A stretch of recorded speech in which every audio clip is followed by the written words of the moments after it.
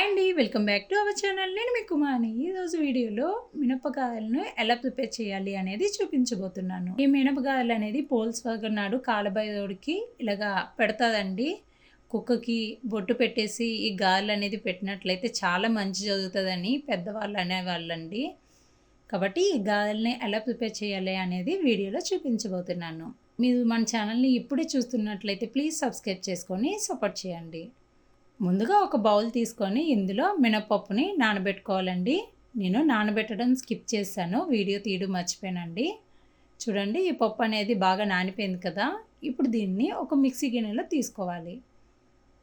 ఇందులో కొద్దిగా వాటర్ వేసుకోవాలండి, ఎక్కువగా వాటర్ వేయకూడదు. చూడండి, కన్సిస్టెన్సీ ఇలా ఉండాలండి. ఇప్పుడు ఇందులో రుచికి సరిపడినంత ఉప్పుని అలాగే చిటికెడు వంట సోడాని వేసుకోవాలి. వంట సోడా వేసినట్లయితే గాయలు అనేది భలే పొంగుతాయండి. కాబట్టి చిటికెడు వంట సోడాని వేసుకోవాలి. ఇప్పుడు దీన్ని అంతటినీ కూడా బాగా కలుపుకోవాలి. మొత్తం అంతా కలిసే వరకు బాగా కలుపుకోవాలండి. ఇప్పుడు స్టవ్ ఆన్ చేసుకొని దీని మీద ఒక ప్యాన్ పెట్టుకోవాలి. ఇందులో డీప్ ఫ్రైకి సరిపడినంత ఆయిల్ని వేసుకోవాలి. ఈ ఆయిల్ అనేది మరిగిపోయింది కదండి.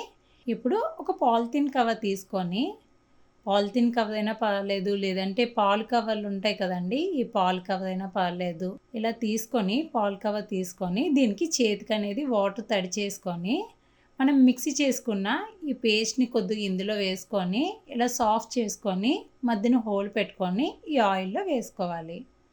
ఇప్పుడు ఈ గారెలు అనేది రెండు వైపులా కూడా చక్కగా వేపుకోవాలి. చూడండి, ఇవి మంచి గోల్డెన్ బ్రౌన్ కలర్లో వచ్చే వరకు కూడా చక్కగా వేపుకోవాలి. చూడండి, ఈ చెక్క వేపే కదండి. ఇప్పుడు దీన్ని ఒక టిష్యూ ఉన్న ప్లేట్లో తీసుకోవాలి. అంతేనండి, గారెలు అనేది రెడీ అయిపోయింది. ఇప్పుడు ఈ పోల్స్వర్గం నాడు కాలభైరవుడికి పెట్టినట్లయితే చాలా మంచి జరుగుతుందండి. మీకు ఈ వీడియో నచ్చినట్లయితే ప్లీజ్ సబ్స్క్రైబ్ చేసుకొని సపోర్ట్ చేయండి. Thanks for watching.